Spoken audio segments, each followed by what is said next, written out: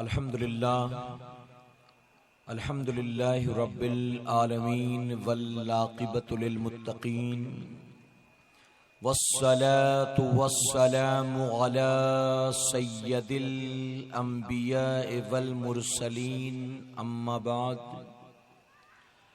فاعوذ باللہ من الشیطان الرجیم بسم اللہ الرحمن الرحیم یا ایھا الذین آمنوا اتقوا اللہ وکونوا مع الصادقین صدق اللہ مولانا العلی العظیم۔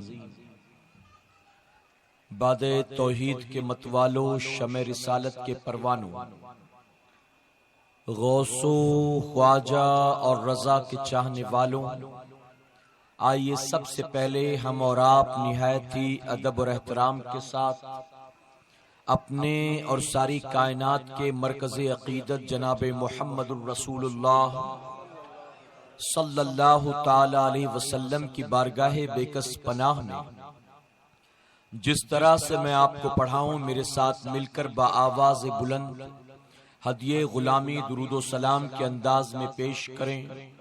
پڑھیں الصلاۃ والسلام علیک یا رسول اللہ،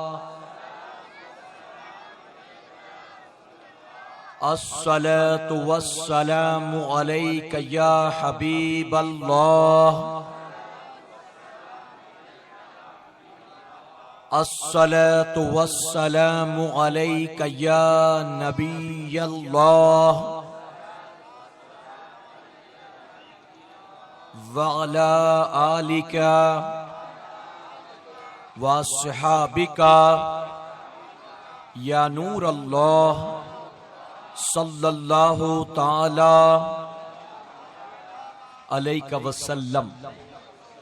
رب کعبہ کی بارگاہ میں دعا ہے، مولا اپنے حبیب صاحب الاولاق صلی اللہ تعالی علیہ وسلم کے صدقۃ فعل ہم تمام حاضرین اور سامعین کو تو صحیح معنوں میں اہل بیت اطہار سے سچی پکی محبتوں کی توفیق نصیب فرما، ہماری قیامت تک آنے والی نسلوں کی گردن میں اہل بیت اطہار کی محبتوں کا پٹا ڈال دے، اور یا الہ العالمین اپنے محبوب کی آل کا صدقہ ہمیں دنیا اور آخرت دونوں جہاں میں نصیب فرما۔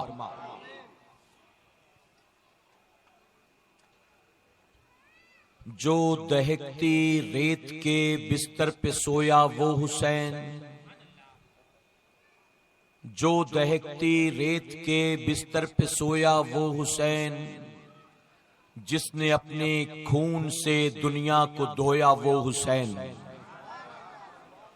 جو جواں بیٹے کی میت پہ نہ رویا وہ حسین، اپنا سب کچھ کھو کے پھر بھی کچھ نہ کھویا وہ حسین، مرتبہ اسلام کا جس نے دوبالا کر دیا، مرتبہ اسلام کا جس نے دوبالا کر دیا، خون نے جس کے دو عالم میں اجالا کر دیا۔ اور شہیدوں کو تو ہونا چاہیے نازاں شہادت پر، شہیدوں کو تو ہونا چاہیے نازاں شہادت پر، حسین ابن علی تم پر شہادت ناز کرتی ہے۔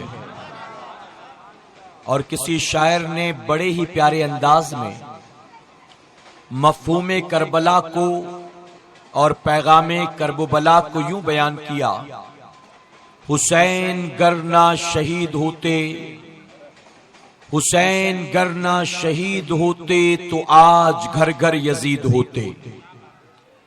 میرے پیارے آقا علیہ الصلوۃ والتسلیم کے پیارے دیوانوں، آپ پہلی محرم الحرام سے لے کر اب تک مسلسل ذکر شہدائے کرب و بلا کی محفل میں شریک ہوتے رہے، اور علماء اکرام سے آپ نے اس عنوان پر بہت ہی بہترین خطابات سماعت کیے۔ آج کی یہ ہماری آخری محفل ہے، اور اس محفل میں بھی اپنے شعور کے مطابق کچھ باتیں آپ کے گوش گزار کروں گا، اس نیت کے ساتھ کہ جو کچھ بھی میں کہوں رب تبارک تعالیٰ ان باتوں کو ہمیں اور آپ کو سمجھنے اور اس پر عمل کرنے کی توفیق عطا فرمائے۔ میرے پیارے آقا علیہ الصلوۃ والتسلیم کے پیارے دیوانوں، اگر ہم اور آپ غور کریں تو ہمیں پتہ چلے گا کہ ہماری قوم کے بوڑھے ہی نہیں، ہماری قوم کے بزرگ یا جوان ہی نہیں، بلکہ ہماری قوم کا بچہ بچہ واقعات کرب و بلا کو اچھی طرح سے جانتا ہے۔ کربلا کے میدان میں کیا کچھ ہوا، کس نے کیا، ظلم و زیادتیوں کے کیا کیا پہاڑ توڑے گئے، یزیدیوں نے کون سے اپنے ہنر آزمائے، اہل بیت اطہار کے ساتھ ظالموں نے کون سے سلوک کیے، یہ ہم اور آپ اچھی طرح سے جانتے ہیں۔ آج کی اس محفل میں میں آپ کے سامنے نہ واقعات کرب و بلا بیان کروں گا اور نہ آپ کو داستان کرب و بلا کی طرف لے چلوں گا، بلکہ آج میں آپ کو انشاءاللہ پیغام کرب و بلا سمجھانے کی کوشش کروں گا۔ مشن کربلا کیا ہے، پیغام کربلا کیا ہے، کیا ضرورت پڑی تھی امام حسین کو میدان کرب و بلا میں آنے کی۔ میں امید کرتا ہوں کہ جیسے آپ نے مجھ سے پہلے نعت مبارکہ پڑھنے والوں کا تعاون کیا، اسی طرح سے میرا بھی ساتھ دیں گے انشاءاللہ، اور میری بات کو صرف کانوں تک محدود نہ رکھنا بلکہ اسے اپنے دل میں اتارنے کی کوشش کریں گے انشاءاللہ۔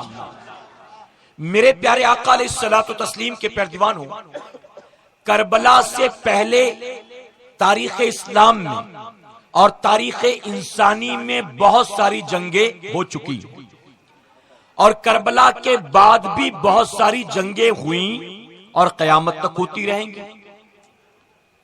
آپ جنگ بدر کو دیکھیں، آپ جنگ احد کو دیکھیں، دنیاوی اعتبار سے آپ فرسٹ ورلڈ وار کو دیکھیں، آپ سیکنڈ ورلڈ وار کو دیکھیں، آپ دیکھتے ہیں کہ بہت ساری جنگیں ہو چکی ہیں، بہت سی ہونے والی، لیکن کسی بھی جنگ کو اتنا اہتمام کے ساتھ نہ یاد کیا جاتا ہے اور نہ منایا جاتا ہے جتنا ہر سال اہتمام کے ساتھ جنگ کرب و بلا کو یاد بھی کیا جاتا ہے اور اسے منایا بھی جاتا ہے۔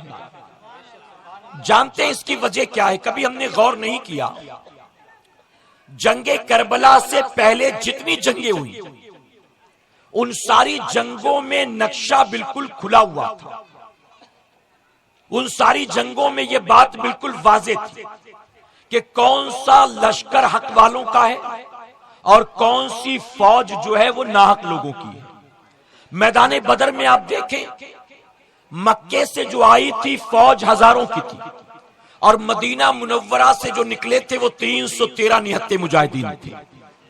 میدان احد میں دیکھیں، مکے سے جو فوج آئی تھی ان کی تعداد ہزاروں میں تھی، اور مدینہ منورہ سے جو آئے تھے انہیں آپ انگلیوں میں گن سکتے۔ تو ان ساری جنگوں میں یہ بات بالکل کلیئر تھی کہ ایک طرف مشرکین کی فوج ہے اور ایک طرف مسلمانوں کا لشکر ہے، ایک طرف لات و عزا و منات کے پجاری ہیں اور ایک طرف اللہ کی وحدانیت کا اقرار کرنے والے ہیں، ایک طرف پوجا پاٹ کرنے والے اور برہنہ ہو کر خانہ کعبہ کا طواف کرنے والے ہیں، اور دوسری طرف اللہ کا سجدہ کرنے والے لوگ موجود ہیں۔ تو حق کہاں ہے، باطل کہاں ہے، اسے سمجھنا مشکل نہیں تھا، بہت آسان تھا، ہر کوئی بآسانی اس کو سمجھ سکتا تھا، لیکن جنگ کرب و بلا میں آپ دیکھیں تو اس چیز کو سمجھنا بڑا مشکل تھا۔ یزید کی حمایت میں 22,000 کی فوج آئی تھی، امام علی مقام کے ساتھ 72 نفوس قدسیہ تھے، یہ بھی مسلمان کہلاتے تھے، یہ بھی مسلمان کہلاتے تھے، یہاں بھی کلمہ پڑھنے والے لوگ تھے، یہاں بھی کلمہ پڑھنے والے لوگ تھے، ان کے چہروں پر بھی داڑیاں تھی، ان کے چہروں پر بھی داڑیاں تھی، ان کے خیمے سے بھی اذان کی آواز آتی تھی، ان کے خیموں سے بھی اذان کی آواز آتی تھی، دنیا انہیں بھی مسلمان کہتی تھی، دنیا انہیں بھی مسلمان کہتی تھی۔ بہت بڑا کنفیوژن تھا، حق پر کون ہے، باطل کون ہے۔ اگر تعداد دیکھتے ہیں تو یزیدیوں کی تعداد زیادہ ہے، حسینیوں کی تعداد مٹھی بھر ہے، ایک طرف 72 نفوس قدسیاں ہیں، ایک طرف 22,000 کا لشکر ہے۔ اے سرکار مدینہ کے پیروانوں، بہت بڑا کنفیوژن تھا، ہم کس کو صحیح سمجھیں، ہم کس کو غلط سمجھیں۔ اگر یزید غلط ہوتا اتنا مجمع اس کے ساتھ نہ ہوتا، یزید غلط ہوتا صحابہ کے بیٹے اس کے ساتھ نہ ہوتے، یزید غلط ہوتا تو اس کی مخالفت کرنے والے صرف 72 نہ ہوتے، ان کی تعداد زیادہ ہوتی، اس لیے بہت بڑا کنفیوژن تھا۔ لیکن اے سرکار مدینہ کے پیروانوں، الحمدللہ اللہ رب العزت کا ہم اہل سنت والجماعت کے لوگوں پر وہ خاص کرم ہوا، وہ خاص کرم ہوا کہ ہم نہ کل کنفیوز تھے اور نہ ہم آج کنفیوز ہیں۔ ہم نے میجورٹی کو نہیں دیکھا، ہم نے بھیڑ بھاڑ کو نہیں دیکھا، ہم نے تعداد کو نہیں دیکھا، حق پر کون ہے اور باطل کون ہے ہم اس کو دیکھ کر کنفیوز نہیں ہوئے، بلکہ کربلا کے میدان میں عمرو بن سعد کنفیوز تھا، شمر لین کنفیوز تھا، ابن زیاد کنفیوز تھا، خولی کنفیوز تھا، حضرت حر کنفیوز نہیں تھے۔ آئے تھے تو یزید کی حمایت میں آئے تھے، لیکن کربلا کے میدان میں آ کر انہوں نے دیکھا اللہ نے پردے اٹھا دیے، آپ کی آنکھ کھل گئی اور حر نے فیصلہ کر دیا حق پر وہ نہیں ہے جہاں تعداد زیادہ ہو، حق پر تو وہ ہے جہاں میرے نبی کا نواسہ موجود ہے۔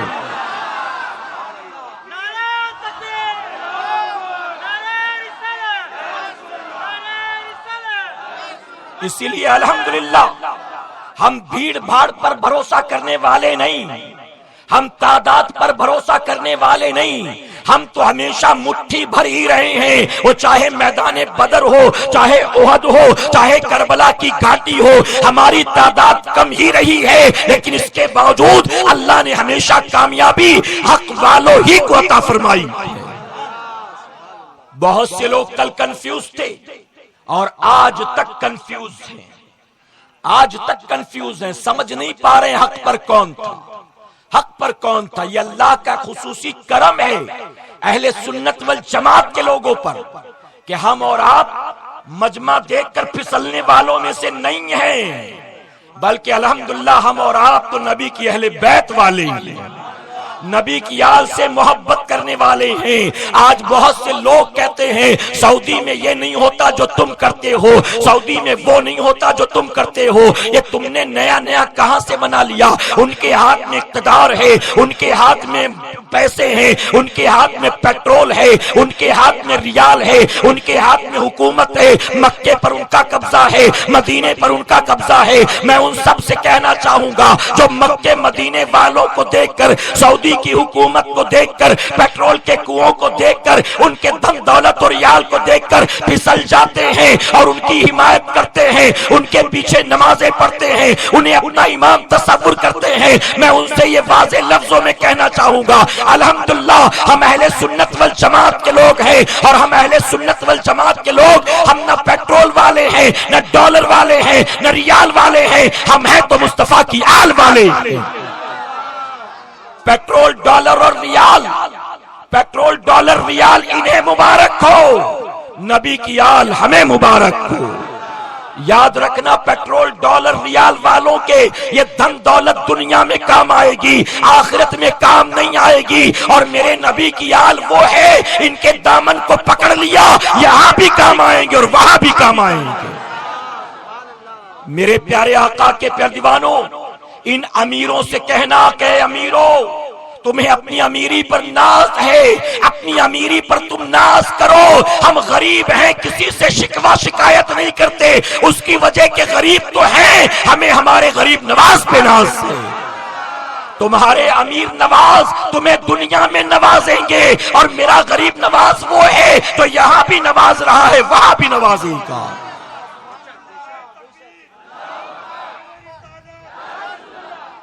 بہت سے مسلمان کہلانے والے لوگ آج بھی کنفیوز، کربلا کے بارے میں جانتے ہو کیا کچھ لکھتے ہیں، کیا کچھ کہتے ہیں، معاذ اللہ کوئی لکھتا ہے کہ کربلا کی جنگ 2 اربوں کے خون کی گرمی کا نتیجہ تھی. معاذ اللہ، کربلا کی جنگ 2 اربوں کے خون کی گرمی کا نتیجہ تھی. کوئی کہتا ہے کہ کربلا میں جو کچھ ہوا سارا قصور حسین کا تھا. معاذ اللہ، حسین نے خلیفہ وقت امیر المومنین معاذ اللہ یزید کی بغاوت کی تھی، تو یزید سے بغاوت کی تو سزا یہی ملنی چاہیے جو کربلا میں انہیں ملی. معاذ اللہ، کوئی یزید کو امیر المومنین کہہ رہا ہے، کوئی معاذ اللہ خلیفۃ المسلمین کہہ رہا ہے، کوئی اسے جنتی کہہ رہا ہے، کوئی اسے حق پر کہہ رہا ہے. اے سنیوں، اپنی قسمت پر ناز کرو. اللہ نے ایسے بدبختوں کے فرقوں میں پیدا نہیں کیا، اللہ نے اس جماعت میں پیدا کیا ہے جو اللہ سے بھی محبت کرتے ہیں، رسول اللہ سے بھی محبت کرتے ہیں، اور نبی کے گھر کے ایک بچے سے محبت کرتے ہیں.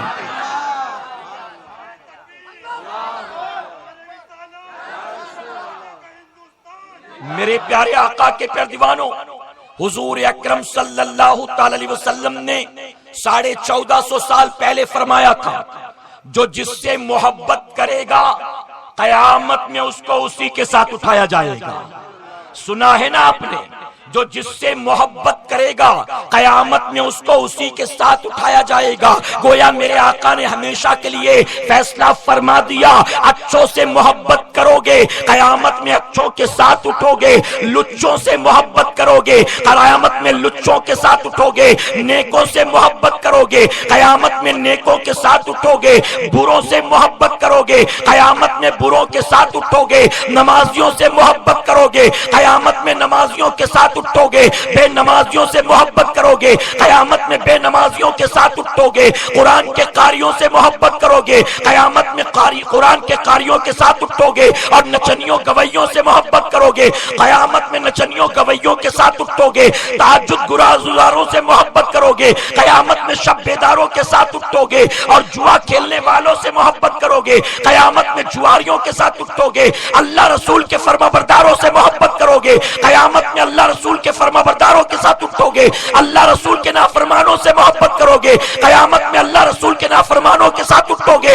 حسین سے محبت کرو گے قیامت میں حسین کے ساتھ اٹھو گے، اور یزید پلیت سے محبت کرو گے قیامت میں یزید پلیت کے ساتھ اٹھو گے. میرے آقا نے فیصلہ فرما دیا. آج جو یزید کے حامی بنے بیٹھے ہیں، میں کہتا ہوں ظالموں، ایک فرقہ ہے غیر مقلدین کا. ہم کہتے ہیں غیر مقلد، یہ اپنے آپ کو خوش فہمی میں کہتا ہم اہل حدیث ہیں، اور عام عوام انہیں کہتی وہابی. کیا کہتی ہے؟ وہابی. اسے سمجھنا بہت ضروری. یہ وہ فرقہ ہے جو پوری طاقت لگا کر یزید کو جنت میں ڈھکیلتا ہے.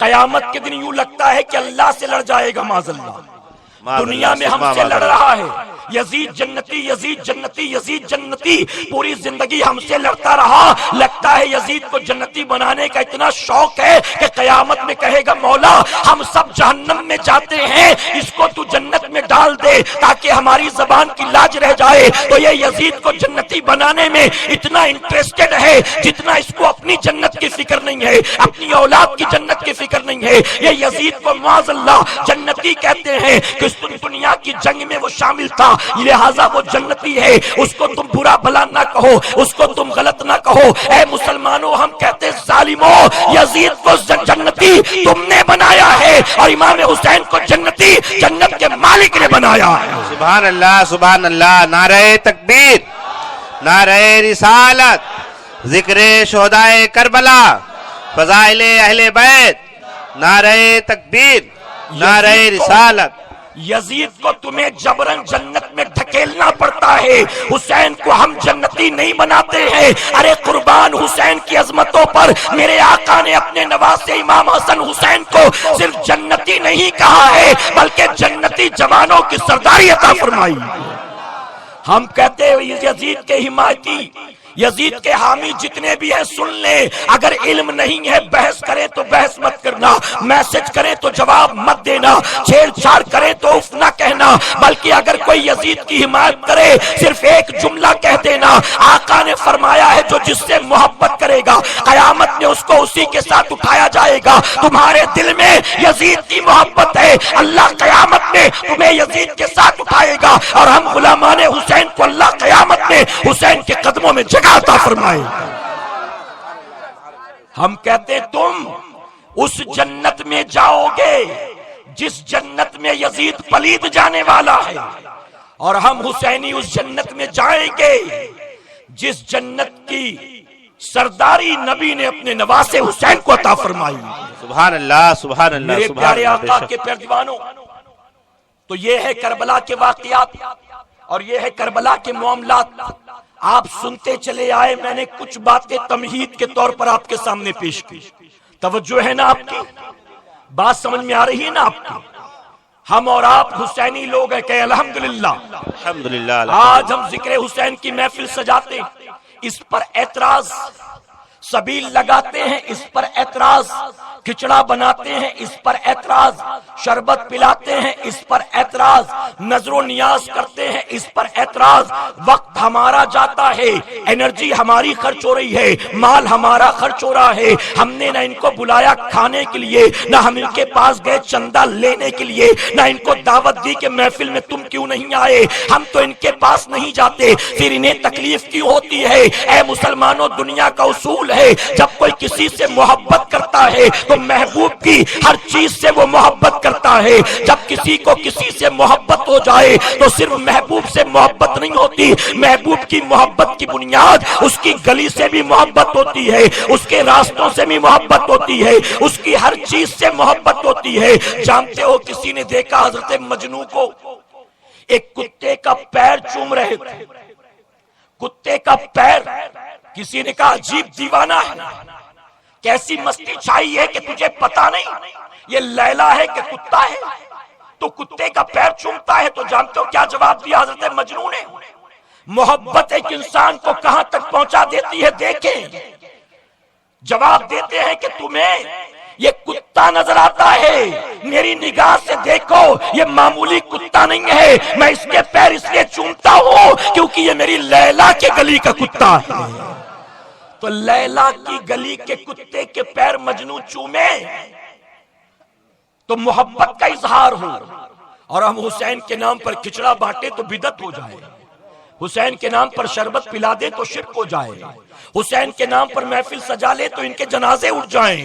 اے سرکار مدینہ کے پیارے دیوانوں، اگر مجنوں اظہار لیلا کی محبت میں کتے کے پیر چوم سکتا ہے، ہم حسینی الحمدللہ اگر اس وقت موجود ہوتے ان 72 نفوس قدسیہ کے ساتھ، ہم بھی حسین کی فوج میں شامل ہو جاتے، اپنی جانوں کا نذرانہ اپنے امام کے قدموں پر لٹا دیتے، ہم پیاسے رہتے علی اصغر کو پانی پلانے کے لیے اپنی جان لٹاتے، ہم پیاسے رہتے ننھی سکینہ کی پیاس بجھانے کے لیے ہم محنت کرتے۔ ہائے ہماری قسمت، ہم اس وقت نہیں تھے، ہم آج ہیں، لیکن حسین سے اتنا پیار کرتے ہیں، اتنا پیار کرتے ہیں کہ سال میں جب بھی وہ تاریخیں آئیں گی جن تاریخوں میں یزیدیوں نے حسینیوں پر پانی بند کیا تھا، ہم حسین کو یاد کر کے، ان کی آل کی پیاس کو یاد کر کے، جب تک زمین پر زندہ رہیں گے ہم لوگوں کو پانی بھی پلائیں گے اور حسین کے نام کا شربت بھی پلائیں گے۔ سبحان اللہ سبحان اللہ، نعرہ تکبیر، نعرہ رسالت، ذکر شہدائے کربلا، نعرہ تکبیر، نعرہ رسالت، سبحان اللہ سبحان اللہ کا شکر ادا کرو، اللہ رب العزت نے باغیوں کے گھر پیدا نہیں کیا، اللہ نے پیدا کیا تو حسینیوں کے گھر پیدا کیا ہے۔ سبحان اللہ سبحان اللہ، ذکر کیا کہنے، حسین بہت کی خوب، محفل سبحان کیوں اللہ۔ ہے؟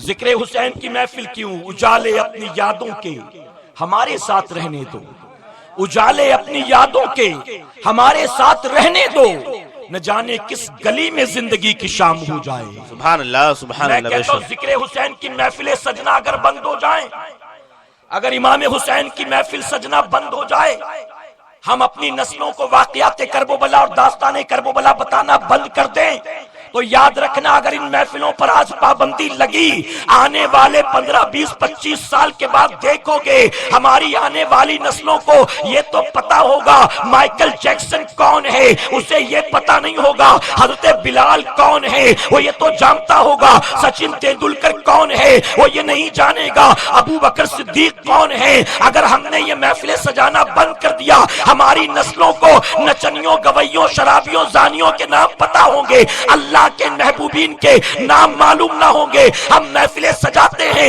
اظہار محبت کے لیے اور حسین کی غلامی کا پٹا آنے والوں نسلوں کی گردن میں ڈالنے کے لیے۔ سبحان اللہ، بے شک سبحان اللہ، کیا کہنے، بہت میرے پیارے آقا کے پیارے دیوانوں، اہل سنت والجماعت کا یہ عقیدہ کہ امام حسین میدان کربلا میں آئے تھے تو یقیناً اپنی دنیا کے لیے نہیں آئے تھے، نہ امام حسین اس لیے آئے کہ قیامت تک میرے نام پر محفلیں سجیں، قیامت تک میرے نام پر چندے وصولے جائیں، میرے نعرے لگائے جائیں، علم بٹھایا جائے، گلی کوچوں میں سبیلیں بندھے، کھچڑے کے ڈیک چڑھیں، شربت کے ڈرم بنے۔ یقیناً امام حسین کربلا میں آئے تھے اپنے نام کو اونچا کرنے نہیں آئے تھے، بلکہ حسین اپنی گردن کٹا کے اپنے نانا کے دین کے جھنڈے کو اونچا کرنے کے لیے آئے تھے۔ سبحان اللہ، بے شک کسی نے سبحان بڑی پیاری بات کہی، توجہ ہے نا آپ کی؟ یہ ظالم جو کہتے ہیں امام علی مقام کے بارے میں، کسی نے کہا مینا کی گھاٹیوں میں حضرت ابراہیم علیہ السلام اپنے بیٹے اسماعیل علیہ السلام کو لے کر چلے تھے اللہ کے حکم پر ذبح کرنے۔ آپ جب پہنچے آپ نے چھری کو تیز کیا اور اپنے بیٹے کے نرم نازک گلے پر آپ نے 3 مرتبہ چھری چلائی، لیکن آپ کی کوششوں کے باوجود چھری نے کام نہ کیا۔ سنا ہے نا آپ نے؟ ابراہیم علیہ السلام اپنے بیٹے اسماعیل علیہ السلام کے نرم نازک گلے پر چھری چلاتے، لیکن چھری ہے کہ اسماعیل علیہ السلام کی گردن کو نہیں کاٹتی۔ صوفیہ فرماتے ہیں کہ اسماعیل علیہ السلام کی گردن بھلا کیسے کٹ سکتی تھی؟ اسماعیل علیہ السلام کی گردن کٹتی تو کیسے کٹتی؟ جب ابراہیم علیہ السلام چھری چلا رہے تھے اس وقت ان کی پیشانی میں نور مصطفیٰ چمک رہا تھا، اور نور مصطفیٰ اس وقت تھا، اگر گردن کٹ جاتی تو نور مصطفیٰ کا سفر وہیں تمام ہو جاتا۔ حالانکہ اس نور مصطفیٰ کو منتقل ہو کر اب جناب عبداللہ تک پہنچتا تھا، جناب عبداللہ سے منتقل ہو کر آمنہ خاتون کے شکم تک پہنچنا تھا، پھر آمنہ خاتون کے شکم سے ہو کر 12 ربیع الاول شریف کو مکے کی سرزمین پر جلوہ گر ہونا تھا۔ اگر گردن کٹ جاتی تو نور مصطفیٰ کا سفر وہیں تمام ہو جاتا۔ تو صوفیوں نے بڑی پیاری بات کہی کہ امام حضرت ابراہیم علیہ السلام نے اپنے بیٹے اسماعیل کی گردن پر چھری چلائی، پر گردن کو اللہ نے کٹنے نہ دیا، گردن نہ کٹی تاکہ نور مصطفیٰ کی حفاظت ہو جائے، اور کربلا میں حسین کی گردن کٹ گئی تاکہ دین مصطفیٰ کی حفاظت ہو جائے۔ سبحان اللہ، نعرہ تکبیر، نعرہ رسالت، ذکر شہدائے کربلا۔ وہاں سر کٹنے سے بچایا گیا تاکہ نور مصطفیٰ محفوظ رہے، اور کربلا میں امام حسین کا سر کٹ گیا تاکہ دین مصطفیٰ محفوظ رہے۔ میرے پیارے آقا علیہ الصلوۃ والتسلیم کے پیارے دیوانوں، ہمارا یہ عقیدہ الحمدللہ امام حسین آئے تھے تو صرف اور صرف اپنے دین کی حفاظت کے لیے، اس میں کوئی شک و شبہ نہیں ہے کہ الحمدللہ امام حسین نے یزید کی بیعت کیوں نہیں کی؟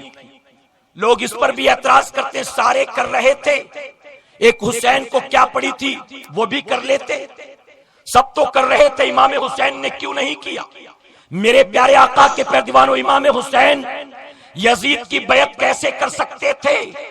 امام حسین نے دیکھا تھا وہ مصلی جس پر کھڑے ہو کر میرے آقا صلی اللہ علیہ وسلم امامت فرماتے تھے، آپ کے دنیا سے پردہ کرنے کے بعد اسی مصلی پر صدیق اکبر کھڑے ہوئے، آپ نے خلافت و امامت کا کام بخوبی انجام دیا۔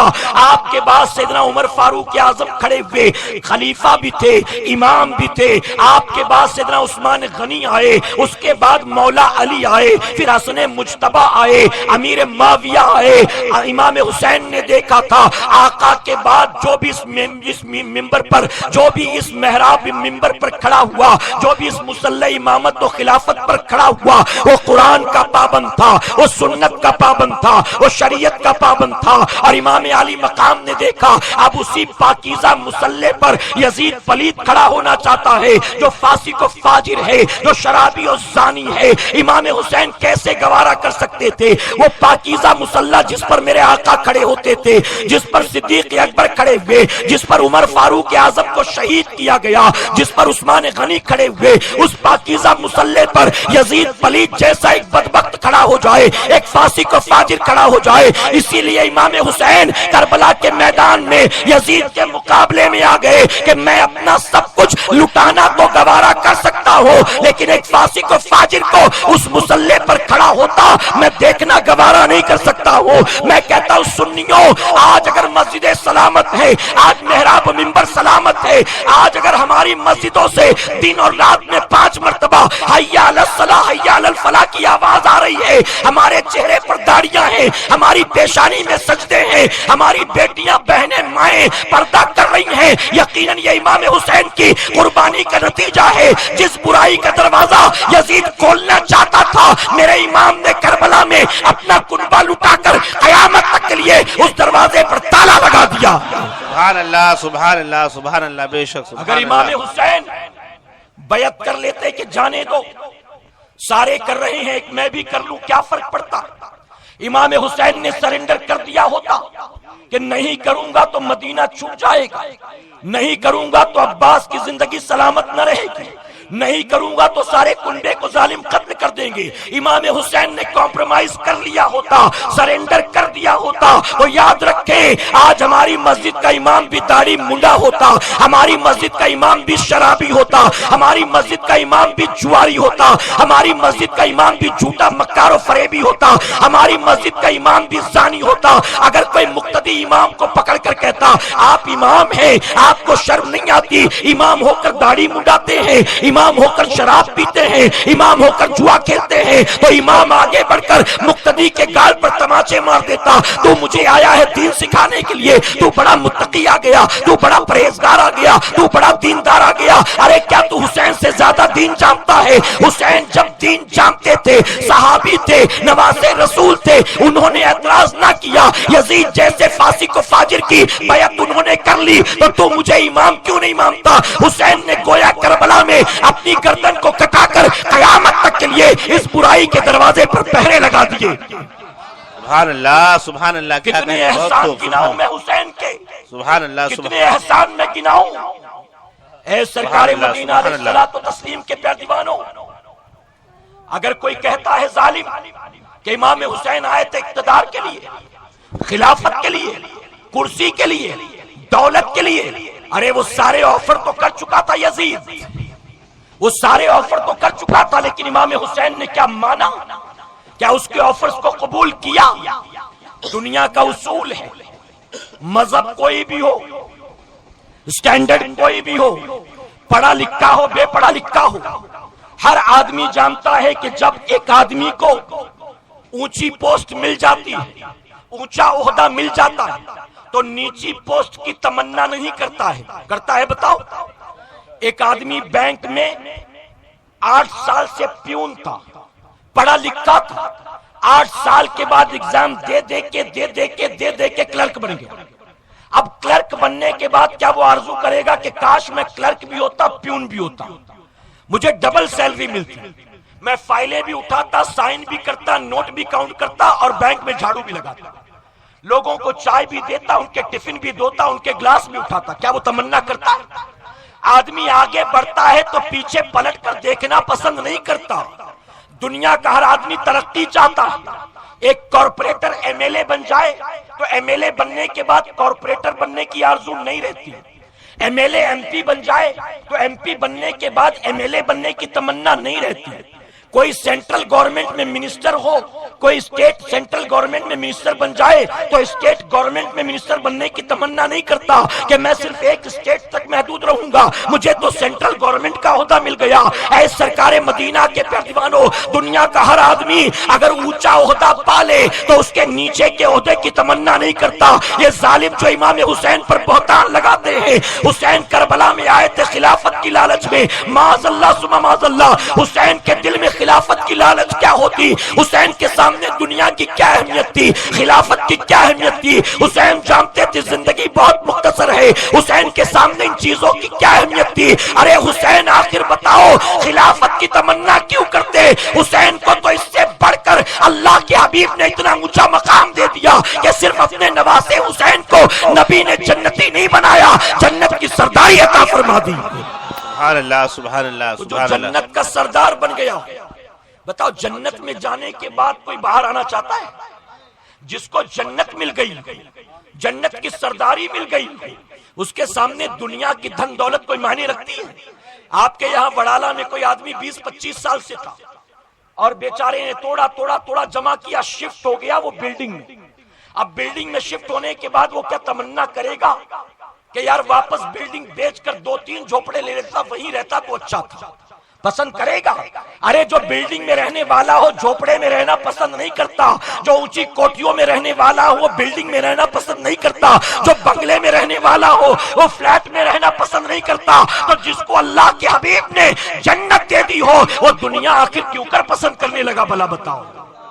یہ ان کے دل میں جو بغض بھرا ہے، ان کے دل میں اہل بیت کی جو نفرتیں بھری ہیں، یاد رکھنا جو ایسی باتیں کرتے ہیں یقیناً انہوں نے امام حسین کے منصب کو سمجھا نہیں ہے، اہل بیت کے مقام کو سمجھا نہیں ہے۔ اے سرکار مدینہ کے پیروانوں، میں کہتا ہوں ذمہ داری کے ساتھ، اگر امام حسین کو امیر المومنین بننے کا شوق ہی تھا، خلیفۃ المسلمین بننے کا شوق تھا، تو بیوی بچے لے کر، ننھے علی اصغر کو لے کر، اپنی بہن زینب، ان کے بیٹے محمد کو لے کر، ننھی سکینہ کو لے کر کربلا میں آنے کی کیا ضرورت تھی؟ حسین مدینے میں تھے، اپنے نانا کے روضے انور پر چلے جاتے اور عرض کرتے کہ نانا جان آپ مجھے امیر المومنین بنا دیجئے، آپ مجھے مسلمانوں کا خلیفہ بنا دیجئے۔ ہم سنیوں کا ایمان و عقیدہ ہے میرا وہ مالک و مختار آقا جو اپنے نواسے حسین کو زمین پر بیٹھے بیٹھے جنت کی سرداری دے سکتا ہے، یقیناً آقا دعا کرتے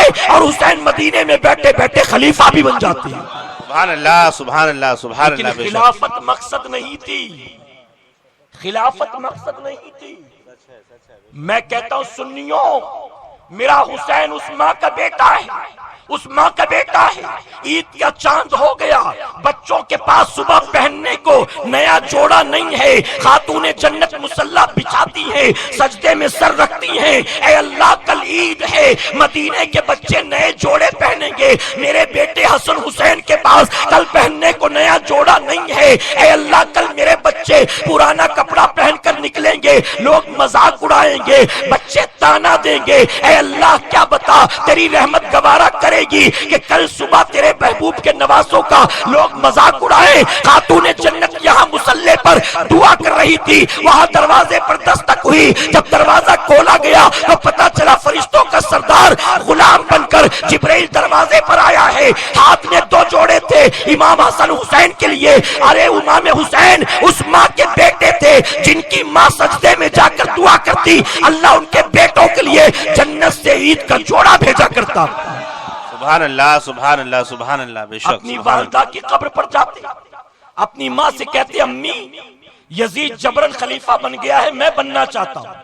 کیا بتائیے ان کی والدہ دعا کر کے بیٹے کو امیر المومنین نہیں بنا سکتی تھی؟ ہمارے علماء نے لکھا نبی کی گود حسین کی درس گاہ تھی اور کربلا کا میدان حسین کی امتحان گاہ تھی۔ حسین نبی کی گود کے پروردہ تھے، جو تعلیم و تربیت میرے آقا نے دی تھی کربلا میں اس کا امتحان ہونا تھا۔ اور کوئی یہ نہ کہے حسین کربلا میں مجبور تھے، معاذ اللہ حسین مجبور تھے، نہر فرات میں پانی تھا، لیکن اس کے باوجود حسین کے خیمے میں ایک قطرہ بھی نہ گیا، لوگ پیاسے تھے، حسین معاذ اللہ گویا وہاں اتنے مجبور کہ ایک قطرہ پانی بھی نہ پہنچا. میں کہتا ہوں حسین نہ کل مجبور تھے اور نہ کربلا میں مجبور تھے. امام عالی مقام کو مجبوریوں کا تانا دینے والے ظالموں، تم نے امام حسین کی شام دیکھی نہیں. امام حسین کربلا میں کرامت دکھانے نہیں آئے تھے. اگر کرامت دکھانا مقصد ہوتا حسین اشارہ کر دیتے، دریائے فرات راستہ بدل کر امام حسین کے خیمے کا رخ کر لیتی. حسین اشارہ کر لیتے، آپ کے خیمے میں پانی کا چشمہ جاری ہو جاتا. حسین کربلا کے میدان میں کرامتیں دکھانے نہیں آئے تھے بلکہ صبر و استقامت کا امتحان دکھانے آئے تھے. امام حسین جانتے تھے. علماء نے بڑی پیاری بات کہی. میرے آقا جانتے تھے ایک وقت ایسا آئے گا اسی ہندوستان میں سر اٹھے گا اور میرے نواسے حسین کو مظلوم کا تانا دیا جائے گا، حسین کو مجبوریوں کا تانا دیا جائے گا. اسی لیے میرے آقا صلی اللہ علیہ وسلم نے حسین کے بعد آنے والے اپنے نواسے معین الدین چشتی کو ہندوستان کی طرف روانہ کر دیا. ہندوستان کی سرزمین پر اے میرے بیٹے تو جائے گا، تجھ پر بھی پہرے لگائے جائیں گے، تجھے بھی پانی نہیں لینے دیا جائے گا. یہاں میرے نواسے حسین کو کربلا میں پانی سے روکا گیا تھا، نہر فرات کے پانی پر پہرے لگائے گئے تھے. وہاں ہندوستان تو جب جائے گا پرتھوی راج چوہان کی حکومت ہوگی، انا ساگر پر پہرے لگیں گے، چرند پرند آ کر پیئیں گے، لیکن تجھے نہیں پینے دیا جائے گا. آقا نے اپنے دوسرے نواسے کو بھیجا کہ جا کر بتا دے میرے نواسے محتاج و مجبور نہیں ہوتے ہیں، میرے بیٹے محتاج و مجبور نہیں ہوتے ہیں. جب پہرے بٹھائے گئے اجمیر کی سرزمین پر، غریب نواز نے کمپرومائز نہیں کیا، سمجھوتا نہیں کیا، سرنڈر نہیں کیا. پانی دے دو ہم واپس چلے جائیں گے، معاف کر دو ہمیں تھوڑا پانی دے دو. نہیں غریب نواز نے اپنے سر کو کسی کے سامنے جھکایا نہیں ہے. اپنے غلام سے کہا یہ میرے کاسے کو لے کر جا، کسی سے نہ مانگنا، انا ساگر سے کہہ دینا تجھے معین الدین چشتی بلاتے ہیں. جب جا کر غلام نے کہا تجھے انا ساگر سے کہا اے انا ساگر تجھے معین الدین بلا رہے ہیں، تجھے غریب نواز بلاتے ہیں. فرمایا کہ انا ساگر میں جتنا پانی تھا ہر پانی وہاں سے اٹھا آ کر غریب نواز کے کوزے میں سما گیا. سبحان اللہ سبحان اللہ اور سبحان اللہ. صرف اتنا نہیں بلکہ فرمایا گیا اس وقت راجستھان میں جن لوگوں نے اپنے گھروں کے برتنوں میں انا ساگر کا پانی بھر رکھا تھا، ان کے گھروں کے برتنوں کا ایک ایک قطرہ پانی بھی غریب نواز کے کوزے میں آ گیا. سبحان اللہ سبحان اللہ. کیا کہنے غریب نواز نے بتا دیا نہ میرا بابا مجبور تھا اور نہ میں مجبور ہوں. ہم مجبور ہوتے نہیں ہیں لیکن ہم یوں ہی کرامتیں بھی نہیں دکھاتے ہیں. اور اللہ کے ولی کی شان ہوتی ہے، اللہ کا ولی اپنی واہ واہی کے لئے کرامت نہیں دکھاتا، اپنی دکانداری کے لئے کرامت نہیں دکھاتا. یہ تو آج کا معاملہ ہے معاذ اللہ کہ چرسے گنجیڑی جو ہیں وہ بابا بنے بیٹھے ہوئے ہیں. چرسی گنجیڑی بابا بنے بیٹھے، ایک وقت کی نماز نہیں، اور اگر ہم جیسا کوئی پوچھ بیٹھے تو مرید کو جلال آ جاتا ہے. آپ حضرت کے بارے میں کہہ رہو توبہ کرو، آخرت برباد ہو جائے گی، توبہ کرو. ہم اور آپ نماز پڑھنے کے لیے مجبور ہیں، ہمیں اٹھ کر مسجد میں جانا پڑتا ہے، لیکن میرے پیر صاحب کو جانا نہیں پڑتا، کعبہ وہیں آ جاتا ہے. جب نماز کا وقت ہو تو پیر صاحب کعبے کے سائے میں پڑھتے ہیں. ہم اور آپ مجبور ہیں کہ مسجد میں جائیں تب جا کر سجدہ کرے. حضرت تو یہی بیٹھے بیٹھے نمازیں پڑھ لیتے ہیں. میں کہتا ہوں تیرا پیر اتنا پہنچیلا ہے کہ نمازوں کے وقت کعبہ وہاں آ جاتا ہے تو استنجے کے لیے کائے کو اٹھ کے جاتا ہے. اس کا بھی کوئی کنیکشن لگا لے، یہیں سے بیٹھے بیٹھے کنیکشن لگا لے کہ لوگوں میں بیٹھا ہے، دعا تعویذ بھی ہے، پیشاب سے بھی فارغ ہو گیا، کیا یہاں پہنچا ٹوائلٹ میں. کھانا ہو تو جانا پڑے گا، پیشاب پیخانہ ہو تو جانا پڑے گا، کسی مرید کے گھر دعوت آئے تو جانا پڑے گا، کہیں جھاڑ پھونک اتارا کرنا ہو تو جانا پڑے گا، کہیں دعا تعویذ کرنا ہو تو جانا پڑے گا. ان ساری چیزوں کے لیے محتاج ہے، اٹھ کر دوڑتا بھاگتا ہے، اور نماز کی باری آئے تو یہی ہو لیتی ہے، یہی ہو جاتی ہے. میرے پیارے آقا کے پیارے دیوانوں، پہچانو ایسے ڈھونگیوں کو، کہیں انشاءاللہ ایسے ڈھونگیوں کو پہچانو. مجھ سے بہت سے اپنے بھی ناراض ہو جاتے ہیں، میں کہتا ہوں ہونا تو ہو جاؤ، ہمیں کیا فرق پڑتا ہے. آج ہم ایسے دشمنوں کو، ایسے فریبیوں ڈھونگیوں کو بے نقاب کر رہے ہیں. میرا امام کربلا میں یزید کو بے نقابی تو کرنے آیا تھا۔ سبحان اللہ، کیا کہنے، بہت خوب، سبحان اللہ۔ امام حسین کیوں آئے؟ کانسیپٹ آف کربلا کیا ہے؟ مشن اور پیغام کربلا کیا ہے؟ غیر مقلدین کے جو سب سے بڑے پیشوا جو اس فرقے کا بانی ہے اس کا نام ہے حافظ ابن تیمیہ۔ اس ناموں کو یاد رکھے کہ انشاءاللہ کوئی میسج کرے ابن تیمیہ کے نام سے سمجھ لیں اپنے کام کا نہیں ہے، اپنے کام کا نہیں، ورنہ لوگ جانتے ہی نہیں کہ اپنا کون پرایا کون ہے۔ آج تو لوگ یہ بھی نہیں جانتے علم کی کمی اور دین سے دوری کی بنیاد۔ تو اس فرقے کا بانی ہے حافظ ابن تیمیہ۔ حافظ ابن تیمیہ کے شاگرد ہیں حافظ ابن کثیر۔ حافظ ابن کثیر کی ایک کتاب ہے البدایہ والنہایہ، توجہ ہے نا آپ کی؟ البدایہ والنہایہ میں حافظ ابن کثیر نے یزید کا سارا کچا چٹا کھول کر رکھ دیا۔ لکھتے ہیں یزید وہ پہلا مسلمان تھا جس نے چہرے سے داڑھی کو منڈایا تھا۔ یزید پہلا مسلمان تھا، اس سے پہلے یہودی منڈاتے تھے، عیسائی منڈاتے تھے، مشرکین منڈاتے تھے، لات و عزا و منات کے پجاری منڈاتے تھے، لیکن مسلمانوں میں سب سے پہلے کسی نے داڑھی کو منڈایا تھا تو یزید پلید تھا۔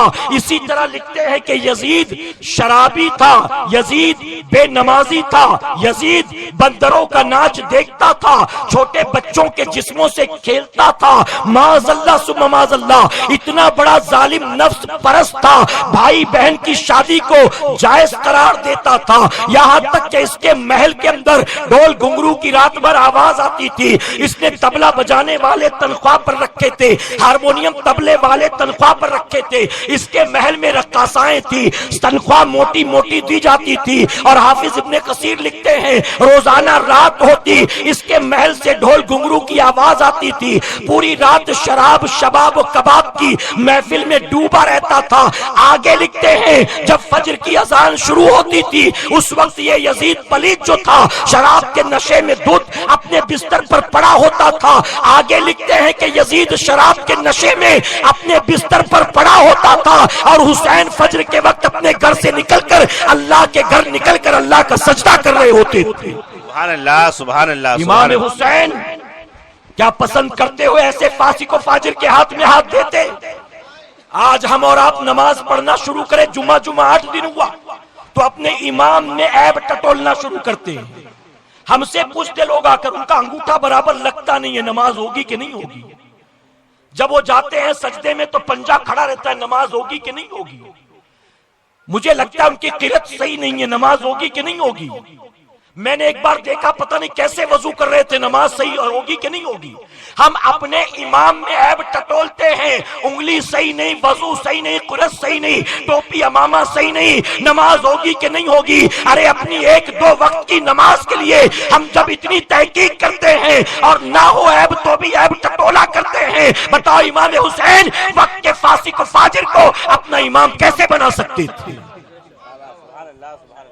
اب اے سنیوں، میں آپ سے کہنا چاہوں گا، علماء کی موجودگی میں بہت ادب سے کہنا چاہوں گا، ہم اور آپ اپنے آپ کو حسینی کہتے کہ الحمدللہ، لیکن معذرت سے کہوں گا 1 تاریخ سے لے کر 10 محرم تک 11 12 13 تک ہم حسینی ہیں، حسین حسین کے نعرے لگاتے ہیں، کھچڑا شربت کی بات کرتے ہیں، لیکن ان 10 12 دنوں کے بعد ہم اپنی زندگی کے 11 مہینے اور 18 19 20 دن دیکھے، ہم صرف 10 دن کے حسینی ہیں اور 11 مہینے 20 دن ہم اور آپ اسی راستے پر ہیں جس راستے کا مسافر یزید پلید تھا۔ پر آپ سے پوچھتا ہوں، یزید داڑھی منڈاتا تھا، آج میری قوم کا جوان کیا داڑھی نہیں منڈاتا ہے؟ میری نظر پڑ رہی ہے جہاں جہاں تک میں اتنے داڑھی والے ہیں انگلیوں پر گن سکتا ہوں، اور کتنے بنا داڑھی والے ہیں ان کو شمار کرنا مشکل ہو جائے گا۔ میں پوچھتا ہوں ہم کیسے حسینی ہیں؟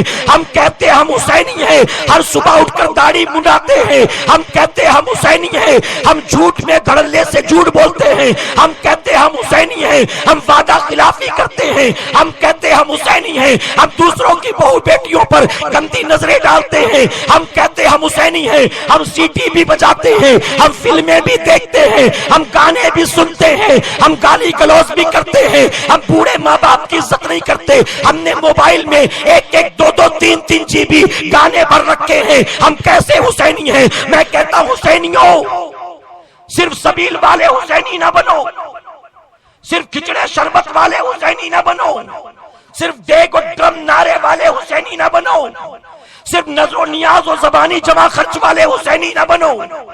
اگر حسین سے پیار ہے تو طے کرو حسینیت سے پیار کریں گے، اور یزید سے نفرت ہے تو طے کرو آج کے بعد یزید سے بھی نفرت کریں گے اور یزیدیت سے بھی نفرت کریں گے۔ یزیدیت کیا ہے؟ جس راستے پر وہ ظالم تھا، جو طریقہ اس کا تھا، جو معاملات اس کے تھے، وہ ساری چیزیں یزیدیت ہے۔ اور حسینیت کیا ہے؟ اللہ کے سجدوں کی حفاظت کرنا، قرآن کی تلاوت کرنا، بڑوں کی عزت کرنا، چھوٹوں پر شفقت کرنا، جھوٹ سے پرہیز کرنا، نیکی کی دعوت دینا، اپنے آپ کو حرام و ناجائز سے بچانا، شریعت و سنت کی حفاظت کرنا، یہ حسینیت ہے۔ ہم کیسے حسینی ہیں؟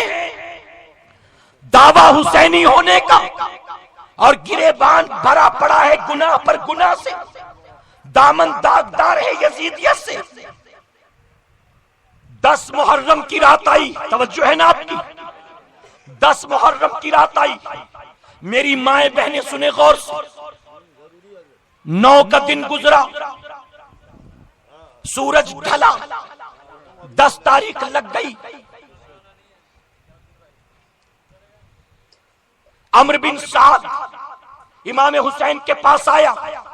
یہ کون تھا؟ صحابی رسول حضرت سعد بن ابی وقاص کا بیٹا تھا۔ یہ ظالم صحابی کا بیٹا، اور وہ بھی کیسے صحابی کا جانتے ہو؟ فرمایا گیا جنگ احد میں حضرت سعد بن ابی وقاص حضور صلی اللہ علیہ وسلم کے سامنے کافروں کے مقابلے پر سینہ تان کر کھڑے تھے، آپ کے ہاتھ میں کمان تھی، آقا پیچھے سے تیر اٹھا کر دیتے تھے، حضرت سعد بن ابی وقاص تیر کافروں کی طرف چلاتے تھے، اور میرے آقا ہر تیر پر کہتے تھے سعد تجھ پر میرے ماں باپ قربان ہو، سعد تجھ پر میرے ماں باپ قربان ہو، سعد تجھ پر میرے ماں باپ قربان ہو۔ ارے وہی سعد جن پر نبی نے ماں باپ کو قربان کیا، انہی کا بیٹا یزید کا حامی بن کر کربلا میں آیا۔ عمرو بن سعد، معلوم ہوا ماں باپ نیک ہو تو اولاد نیک ہوگی ضروری نہیں ہے، ماں باپ نیک ہو تو اولاد بھی 100% نیک ہوگی ضروری نہیں، بلکہ اگر ماں باپ اولاد کو نیک بنانا چاہتے ہیں تو انہیں اولاد کو نیکی کی تعلیم و تربیت دینی ہوگی۔ صرف ماں باپ کے نیک ہونے سے اولاد نیک ہو جائے ضروری نہیں۔ آپ دیکھیں حضرت نوح علیہ السلام کا بیٹا کافروں کی سنگت میں اٹھتا بیٹھتا تھا، مشرکوں سے دوستی کرتا تھا، نتیجہ کیا ہوا؟ نبی کا بیٹا ہے، جب عذاب آیا پانی کا، سارے آئے کشتی میں سوار ہو گئے، اس نے کہا میں نہیں آتا، میں پہاڑ کی چوٹی پر چڑھ جاؤں گا، کیا یہاں تک پانی پہنچے گا؟ میری جان یہاں بچ جائے گی۔ نتیجہ کیا ہوا؟ نوح علیہ السلام کا بیٹا تھا، کافروں کی سنگت میں اٹھتا بیٹھتا تھا، ایمان کی دولت سے محروم ہو گیا۔ حضرت امیر معاویہ کا بیٹا تھا، فاسق و فاجروں کی دوستی کرتا تھا، یزید پلید بن گیا۔ آپ ریاست کے کاموں میں، خلافت کے کاموں میں اتنے الجھے رہ گئے کہ اولاد کی تربیت نہ کر سکے، بیٹا ہاتھ سے نکل گیا، یزید بن گیا۔ حضرت سعد بن ابی وقاص ان کا بیٹا ہے عمرو بن سعد۔ اور یہ بھی بتا دوں، ماں باپ برے ہوں تو اولاد بری ہوگی ضروری نہیں ہے، بلکہ رب تبارک تعالیٰ کبھی کبھی آپ جانتے ہیں کہ کوئلے میں سے ہیرا نکلتا ہے۔ اے مسلمانوں آپ دیکھیں، ابو جہل نبی کا دشمن تھا، رب تبارک تعالیٰ نے اس کے بیٹے کو صحابی ہونے کا مقام عطا فرما دیا۔ سبحان اللہ سبحان اللہ۔ حضرت اکرمہ کو دیکھیں تو ہمیں اور آپ کو بھی یہ خیال رکھنا ہے، واٹس اپ دین نہیں ہے، فیس بک دین نہیں ہے، ٹویٹر دین نہیں ہے، وی چیٹ دین نہیں ہے۔ آج جو اسی پر 24 گھنٹے لگے رہتے ہیں اور سمجھتے ہیں مولانا کو اتنا نہیں معلوم جتنا میں نے سیکھ لیا ہے، مولانا کو 2 بٹن آتی ہے ہری اور لال والی، باقی کچھ سمجھتا نہیں ہے، مجھے تو سب کچھ اس کا اندر باہر سمجھتا ہے۔ یاد رکھنا یہ ساری چیزیں دین نہیں ہے، اسی میں ماں باپ الجھ کر رہ گئے، اولاد کو صحیح تعلیم و تربیت نہ دی، یقیناً اس کی اولاد جو ہے خود بھی تباہ ہوگی، دنیا بھی برباد ہوگی اور آخرت بھی لٹ جائے گی۔ اسی لیے اولاد کی تعلیم و تربیت ضروری۔ عمرو بن سعد آیا، آ کر امام حسین سے کہنے لگا حسین بس برداشت کی حد ہو گئی، 2 محرم سے یہاں آئے، ہم نے جتنے ظلم کر سکتے تھے کیے، یہاں تک کہ پانی بند کر دیا، لیکن آپ ہیں کہ ہلنے کو تیار نہیں، اب ہم سے انتظار نہیں ہوتا، اب فائنل کرنے کا وقت آ گیا، یا تو امیر المومنین یزید کی معاذ اللہ خلافت تسلیم کریں یا تو جنگ کے لیے تیار ہو جائیں۔ امام حسین نے کہا ٹھیک، مجھے 1 رات کی مہلت دے دو، مجھے 1 رات کی مہلت دو۔ اس نے کہا ٹھیک ہے چلو 1 رات اور صحیح، ہم جاتے ہیں لیکن کل صبح فیصلہ سنا دینا، پھر انتظار نہیں کریں گے۔ امام علی مقام نے کہا ٹھیک ہے جا، چلا گیا۔ لوگ کہتے حسین نے 1 رات مانگی تھی ساتھیوں سے رائے مشورہ کرنے کے لیے، غور و فکر کرنے کے لیے، فیصلہ بدلنے کے لیے۔ میں کہتا ہوں ظالموں، حسین کو رائے مشورہ کرنا ہوتا وہ مدینے میں رائے مشورہ کر سکتے تھے، آپ کو رائے مشورہ کرنا ہوتا آپ خانہ کعبہ کے در و دیوار کے سائے میں رائے مشورہ کر سکتے تھے۔ حسین نے 1 رات اگر مانگی تھی عمرو بن سعد سے تو فیصلے بدلنے کے لیے نہیں مانگا تھا، بلکہ پوری رات آپ جانتے تھے یہ رات زندگی کی آخری رات ہے، آپ اس رات جی بھر کے مولا کی عبادت کرنا چاہتے تھے۔ سبحان اللہ، سبحان اللہ، بے شک سبحان اللہ۔ امام حسین نکلے، سب سے پہلے اپنی بیوی حضرت شہربانو کے خیمے میں آتے ہیں۔ شہربانو کون ہے؟ شہربانو دنیا کی کسی معمولی عورت کا نام نہیں ہے، شہربانو آج کی ہماری ماؤں بہنوں اور بچیوں میں سے نہیں ہے۔ شہربانو کون ہے؟ کوئی معمولی عورت کا نام شہربانو نہیں ہے، ایران کے بادشاہ کی بیٹی ہے حضرت شہربانو۔ جب سیدنا عمر فاروق اعظم کے دور خلافت میں ایران فتح ہوا تھا، اس وقت بہت سے قیدی لائے گئے تھے سیدنا عمر فاروق اعظم کے دربار میں، اس وقت شہربانو کو بھی قیدی بنا کر لایا گیا تھا، عمر فاروق اعظم کے سامنے کھڑا کیا گیا، ان کا تعارف کروایا گیا، ایران کے بادشاہ کی بیٹی ہیں، ان کے بارے میں آپ کا کیا فیصلہ ہے؟ تو سیدنا عمر فاروق اعظم نے فرمایا تھا بادشاہ زادی ہے، ان کے ساتھ سلوک جو ہے بادشاہ زادیوں جیسا ہوگا، انہیں میں آزاد کرتا ہوں اور میں اپنی خوشی سے، یہ ایران کی شہزادی ہے، ان کا نکاح عرب کے شہزادے امام حسین کے ساتھ کراتا ہوں۔ سبحان اللہ، سبحان اللہ، امام بے شک۔ حسین سے نکاح کروایا تھا۔ امام علی مقام آئے، خیمے میں آ کر کہنے لگے شہربانو عرب نے تجھے آج تک کچھ نہیں دیا، تو بادشاہ کی بیٹی، نرم نازک بستر پر سونے والی، خوبصورت قالینوں پر چلنے والی، تو نے آنکھیں کھولی تو تیرے سامنے لونڈیاں تھی، تو نے آنکھیں کھولی تو تیرے سامنے باندیاں تھی، تیری ہر خواہش ہر تمنا کو تیرے ماں باپ نے پورا کیا، لیکن عرب نے تجھے آج تک کچھ نہیں دیا۔ اے شہربانو میری وجہ سے تو یہاں تک آ گئی ہے، اس حال میں ہے کہ تو بھی پیاسی ہے، تیرے بچے بھی پیاسے ہیں، اے شہربانو میں خوشی خوشی تجھے اجازت دیتا ہوں، واپس تو ایران چلی جا، اپنے باپ کے پاس چلی جا، اگر تو چلی جائے گی تیری گود اجڑنے سے بچ جائے گی، اگر تو چلی جائے گی علی اکبر و علی اصغر کی زندگی بچ جائے گی، میں خوشی خوشی تمہیں اجازت دیتا ہوں، بچوں کو ساتھ لے کر ایران چلی جاؤ، اگر تم نہ گئی کل یزیدی میری وجہ سے تمہارے بچوں کو بھی قتل کر دیں گے۔ جب امام حسین نے اپنی بات کو مکمل کر لیا تو جانتی ہو شہربانو کیا جواب دیتی ہیں؟ ایک بیوی دیکھے بیوی کیسی ہونی چاہیے، ایک بیوی دیکھے بیوی کا سلوک شوہر کے ساتھ کیسا ہونا چاہیے، ایک بیوی دیکھے کہ بیوی کس طرح سے شوہر کے حقوق کو ادا کرتی ہے، اس کی خدمت کرتی ہے۔ میں بہت معذرت کے ساتھ کہوں گا وہ دور لٹ گیا جب ایک ماں اپنی بیٹی کو رخصت کرتی تھی یہ کہہ کر کہ بیٹی اب یہ تیرا گھر نہیں ہے، وہ تیرا گھر ہے، تو وہاں جا رہی ہے میری خوشی سے، تو دلہن بن کر جا رہی ہے، اب تو جنازے میں وہاں سے نکلے گی۔ بیٹی خوشی خوشی آئی، ہم کھلائیں گے پلائیں گے، 2-4 دن تجھے گھر میں بھی ٹھہرائیں گے۔ شوہر سے لڑ کے آئی، ہمارے دروازے تیرے لیے بند ہیں۔ ساس سسر سے بن پوچھے آئی، ہمارے دروازے تیرے لیے بند ہیں۔ کل کی مائیں بیٹیوں کو رخصت کرتی تھی تو ان کلمات کے ساتھ انہیں سسرال بھیجتی تھی۔ آج کی ماں بیٹی کو رخصت کرتی ہے تو رخصت کرتے وقت کہتی بیٹی سسرال جا رہی ہے لیکن ہم مرے نہیں ہیں، ہم ابھی بھی زندہ ہیں۔ اگر ساس کچھ کہے تو سن کے لینے کی ضرورت نہیں ہے، اگر شوہر کچھ کہے تو برداشت کرنے کی ضرورت نہیں ہے۔ تیرے بھائی مضبوط ہے الحمدللہ، ہم بھی ابھی مضبوط ہے الحمدللہ۔ ہم تجھے کھلا بھی سکتے ہیں، ہم تجھے پہنا بھی سکتے ہیں، ہم تجھے پال بھی سکتے ہیں۔ میں کہتا ہوں جب سے ماؤں نے اپنی رخصت کرتے وقت بیٹیوں کو یہ کلمہ کہنا شروع کیا ہے تب سے گھر تباہ ہونے لگے، اور گھروں میں اب شادیاں خانہ آبادی کم بنتی ہے بلکہ شادی کے 6 مہینے کے بعد من مٹاؤ ہوتے ہیں اور نوبت جو ہے طلاق کیا جاتی ہے۔ آج یہ جو سپریم کورٹ، انڈین گورنمنٹ اور ہماری منسٹری انٹرسٹڈ ہے طلاق کو لے کر، تو ان کو اسلام میں کوئی دلچسپی نہیں ہے۔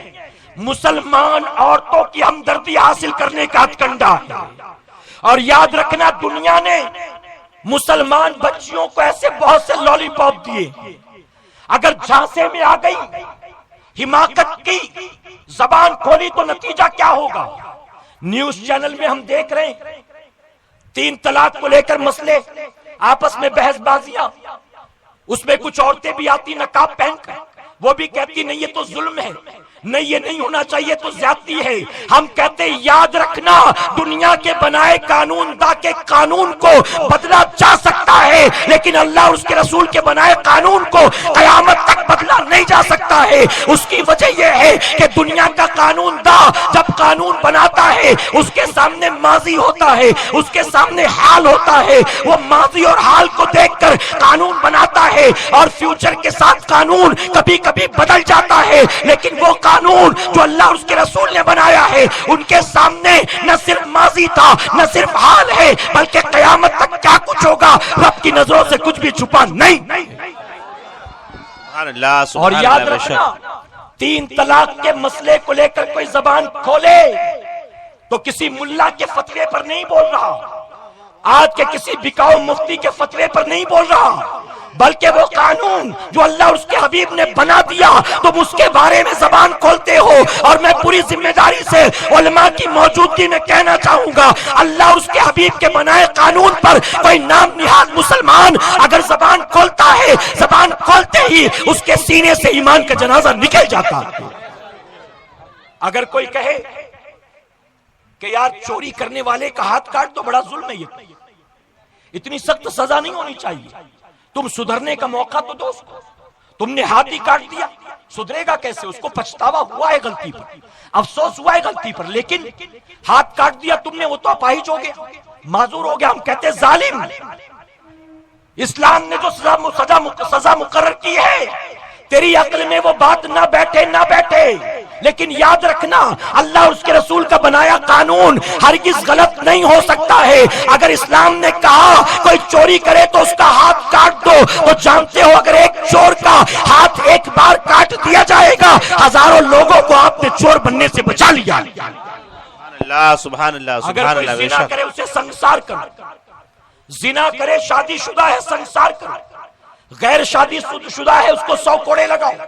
کہتے اتنی سزا سخت ہے، سخت ہے، ہم کہتے ہاں سخت ہے، لیکن کیوں؟ سنو، اگر ایک شادی شدہ زانی کو سنگسار کر دیا گیا، اگلی مرتبہ کسی بہو بیٹی کو دیکھ کر رات کے اندھیرے میں بھی کسی آوارہ کا دل للچائے گا، وہ آگے بڑھنے کی جرت نہیں کرے گا، اس کی وجہ کہ آگے بڑھنا چاہے گا، اس کا تڑپنا اسے یاد آ جائے گا، اس کا سنگسار ہونا اسے یاد آ جائے گا، اس کو کوڑے لگتا اسے یاد آ جائے گا، اور جب وہ اس سزا پانے والے کو یاد کرے گا تو یقیناً وہ کبھی اس لڑکی کی طرف بڑھنے کی جرت نہیں کرے گا۔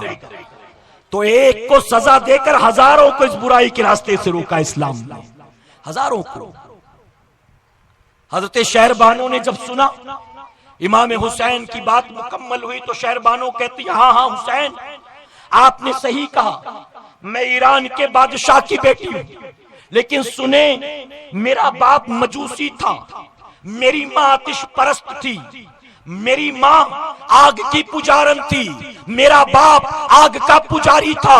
ہاں میں ایران کے بادشاہ کی بیٹی تھی، لیکن سن لے، مجھے ایران کی بادشاہ کی بیٹی ہونے پر اتنا فخر نہیں ہے جتنا مجھے خاتون جنت کی بیٹی ہونے پر فخر ہے۔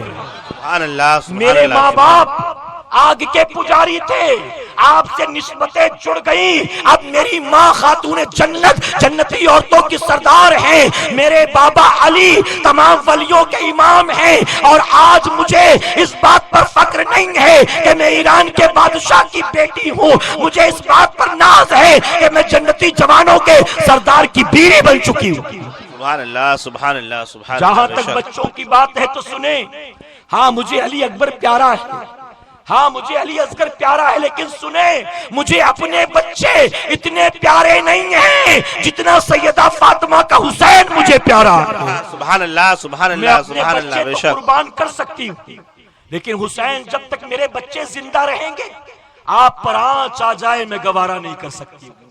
اس طرح شہر بانوں نے بتا دیا بیوی کا کردار کیا ہوتا ہے۔ بیوی کا آج میں معذرت سے کہوں گا، اگر کوئی شوہر اپنی بیوی سے کہے فلاں کی شادی میں مت جانا، اگر جائیں گے تو کچھ نہ کچھ دینا بھی پڑے گا نا، اگر چلے میں جاؤ گی دینا پڑے گا، ولیمے میں جاؤ گی دینا پڑے گا، تم دیکھ رہی ہو کام دھندا نہیں چل رہا ہے، تم دیکھ رہی ہو تنخواہ ملی نہیں، تم دیکھ رہی ہو ہاتھ خالی ہے، ایسی تنگ دستی میں کہیں جائیں گے کیا منہ لے کر، تم مت جانا، میں بھی نہیں جاؤں گا۔ جب شوہر بیوی کو اپنی مجبوریاں سمجھاتا ہے اور اسے روکنے کی کوشش کرتا ہے تو بیوی اپنے شوہر سے لڑ بیٹھتی ہے یہ کہہ کر تم کو نہیں جانا تو مت جاؤ، میں تو جا کر رہوں گی۔ اگر ہم کسی کی بیٹی کی شادی میں نہیں جائیں گے، ہماری بیٹی کی شادی میں کون آئے گا؟ ہم کسی کے بیٹے کی بارات میں نہیں جائیں گے، ہمارے بیٹے کی بارات میں کون آئے گا؟ جبکہ آقا نے فرمایا اگر عورت بن شوہر کی اجازت کے اپنے گھر سے نکلتی ہے، اب مقصد کہیں بھی جانا کیوں نہ ہو، بن شوہر کی اجازت کے جاتی ہے تو اللہ اس کے فرشتے اس عورت پر لعنت بھیجا کرتے ہیں۔ بن شوہر کے پوچھے بازاروں میں جانے والیاں، شوہر کے منع کرنے کے بعد بھی منگنی نکاح ولیمے چلے میں جانے والیاں، یاد رکھے شوہر ہی کا دل نہیں دکھاتی بلکہ اللہ اور اس کے فرشتوں کے لعنت کی مستحق بنتی ہے۔ میرے آقا فرماتے ایک عورت اس حال میں رات کرے کہ اس کا شوہر اس سے ناراض ہو تو رات بھر اللہ اور اس کے فرشتے اس عورت پر لعنت بھیجا کرتے ہیں، اور فرماتے ہیں ایک عورت اس حال میں رات کرے کہ اس کا شوہر اس سے راضی ہو تو اس عورت کے لیے جنت کے 8 دروازے کھول دیے جاتے ہیں۔ شہر بانوں نے وہی دکھایا۔ امام حسین، توجہ ہے نا آپ کی؟ اب میں سمیٹتا ہوں گفتگو، تھکے تو نہیں نا؟ اب امام حسین وہاں سے نکلے، اپنے رفقا کے خیمے میں آئے، اپنے مریدوں، غلاموں، چاہنے والوں کے خیمے میں آئے۔ 72 لوگ تھے، امام حسین نے جمع کیا اور جمع کر کے کہا کہ میرے ساتھیوں، تم نے میرے لیے اب تک جو قربانی دی میں اسے ہمیشہ یاد رکھوں گا، اور میں وعدہ کرتا ہوں قیامت میں نانا کی بارگاہ میں گواہی دوں گا، سفارش کروں گا، لیکن میں چاہتا ہوں کہ اب تم چلے جاؤ۔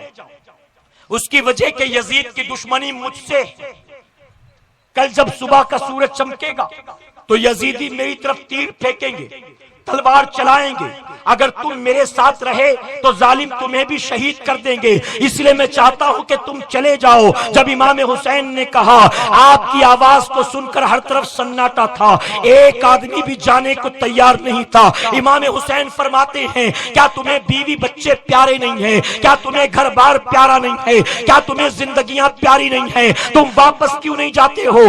اگر تم نہیں جاؤ گے ظالم تمہاری بھی جان لے لیں گے، اگر تم نہیں جاؤ گے تمہارے بچے یتیم ہو جائیں گے، تمہاری بیویاں بیوہ ہو جائیں گی، تم جاتے کیوں نہیں ہو؟ تمام طرف سناٹا تھا۔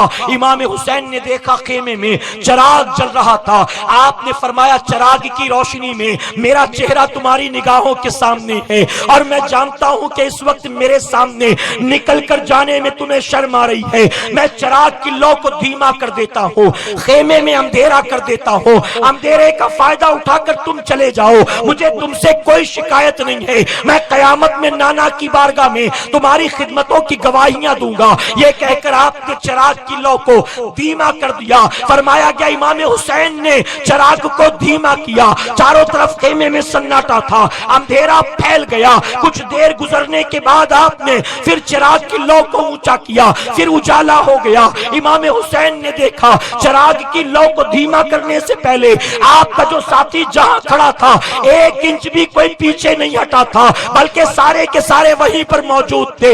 امام حسین نے کہا تم جاتے کیوں نہیں ہو؟ کیا تمہیں بیوی بچے پیارے نہیں ہیں؟ کیا تمہیں زندگیاں پیاری نہیں ہیں؟ تو جانتے ہو غلاموں نے کیا کہا تھا؟ ایک زبان ہو کر کہا تھا امام حسین آپ نے سوچ کیسے لیا کہ ہم آپ کو تنہا یہاں چھوڑ کر واپس چلے جائیں گے؟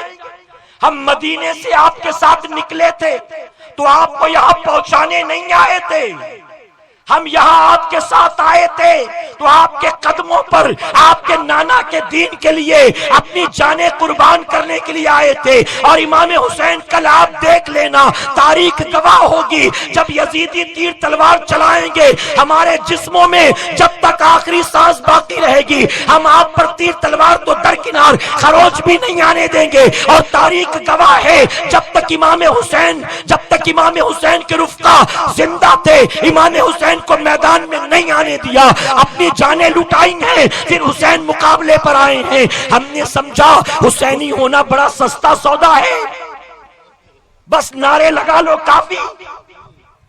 رات کے 2-3 بجے تک تقریریں سننے والوں اگر فجر کی نماز میں نہیں اٹھتے، کیا یہی حسینیت ہے؟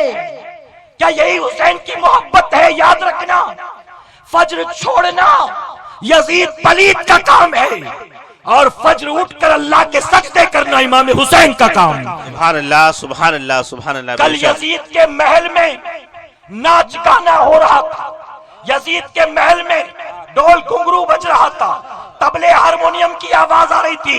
حسین نے گوارا نہ کیا، جناب امیر معاویہ کا بیٹا ہے، خلیفہ بننے کا شوق رکھتا ہے اور مسلمان ہو کر نبی کی نافرمانی کرتا ہے۔ حسین مقابلے میں آ گئے، انہوں نے گوارا نہ کیا کہ مسلمان ہے اور اس کے محل سے ناچ گانا کی آواز آئے۔ اے حسینیوں، آج جب تمہارے گھروں سے ڈول گاجے باجے کی آواز آتی ہے کیا حسین کے دل کو تکلیف نہیں پہنچتی ہوگی؟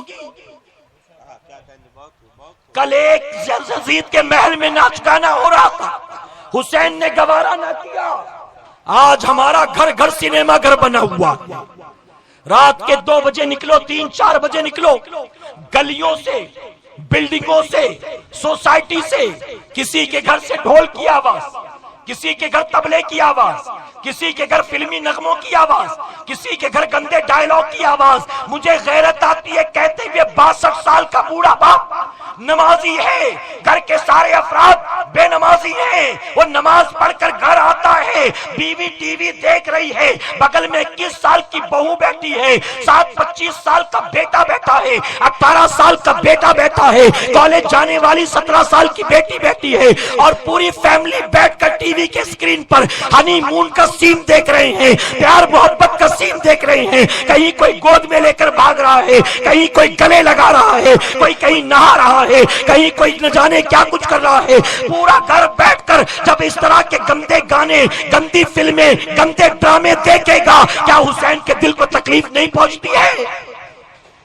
میں بہت معذرت سے کہوں گا، بہت معذرت سے توجہ سے سنیں، ٹی وی دیکھ دیکھ کر، فلمیں دیکھ دیکھ کر کہاں پہنچ گئے جانتے ہو؟ کہاں پہنچ گئے؟ مفتی صاحب کے پاس ایک عورت 21 سال کی لڑکی کو لے کر آئی، حضور مجھے فتویٰ چاہیے۔ مفتی صاحب نے کہا کیسا فتویٰ؟ وہ عورت کہتی ہے کہ یہ میری بھانجی، اس کا شوہر 3 مہینے سے لاپتہ ہے، ہم نے بڑا تلاش کیا لیکن کوئی پتہ نہ چلا، ہم چاہتے ہیں کہ آپ فتویٰ دے دیں کہ اس کا طلاق ہو گیا یا شوہر چلا گیا، مر گیا، تاکہ ہم اس کا کہیں اور نکاح کرا دیں۔ مفتی صاحب نے کہا بہن یہ اتنا آسان نہیں، آپ میرے پاس لکھا دو، 15 دن کے بعد آنا، پھر میں آپ کو بتاتا ہوں کیا کرنا۔ لکھا کر چلی گئی، مفتی صاحب نے اپنے اعتبار سے تحقیق کی، ڈھونڈا، پتہ کیا، پتہ نہ چلا۔ 15 دن کے بعد خاتون آئی لڑکی کو ساتھ لے کر، کہا حضور فتویٰ تیار ہے؟ مفتی صاحب نے کہا نہیں فتویٰ تیار نہیں. میں نے اپنے طور پر ڈھونڈا, پتہ نہیں چلا. اب میں اخبار میں خبر دوں گا, اخبار میں ڈھونڈوں گا.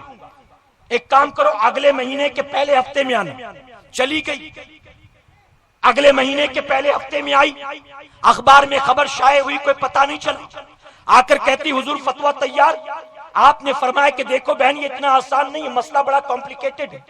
اپنے طور پر میں نے ڈھونڈا, اخبار میں دیا, کوئی پتہ نہیں چلا. اب تمہیں شریعت کے اعتبار سے ایک مدت تک رکنا ہوگا, انتظار کرنا ہوگا. اس کے بعد ہم کہیں ڈکلیئر کریں گے کہ شوہر کا انتقال ہو گیا, پھر جا کر آپ شادی کرا سکتی ہو. عورت کو غصہ آ گیا. اگر آپ کو فتویٰ نہیں دینا تو پہلے بتا دیتے, ٹائم پاس کرنا تو پہلے بتا دیتے. اتنا وقت ہمارا ضائع کیوں کر دیا؟ اب مفتی صاحب نے جب دیکھا حالات کو, آپ نے بہت محبت سے پوچھا کہ بہن آپ کو غصہ کیوں آ رہا ہے؟ ارے جو شریعت کا حکم ہے میں وہ آپ کو بتاتا ہوں, لیکن آپ برداشت کرنے کو تیار نہیں, آپ انتظار کرنے کو تیار نہیں. آخر بات کیا ہے, معاملہ کیا ہے؟ اب سنو, دل کے نہا خانے میں جگہ دو, اپنا اپنا علاج کرو. آج ٹی وی سیریل, گندی گندی فلموں نے ہمیں اور آپ کو کس راستے پر لا کر ڈال دیا ہے. وہ خاتون کہنے لگی حضور مجھے غصہ آ گیا, آپ مجھ سے ناراض نہ ہو, میں بھی مجبور ہوں, دراصل میں خالہ ہوں, میری بہن کا انتقال ہو گیا ہے, یہ میری بھتیجی ہے, اس کے شوہر کا, اس کا شوہر بھی لاپتہ ہے. اب یہ اپنے شوہر کے لاپتہ ہونے کے بعد اپنے باپ کے گھر میں آ کر بیٹھی ہے.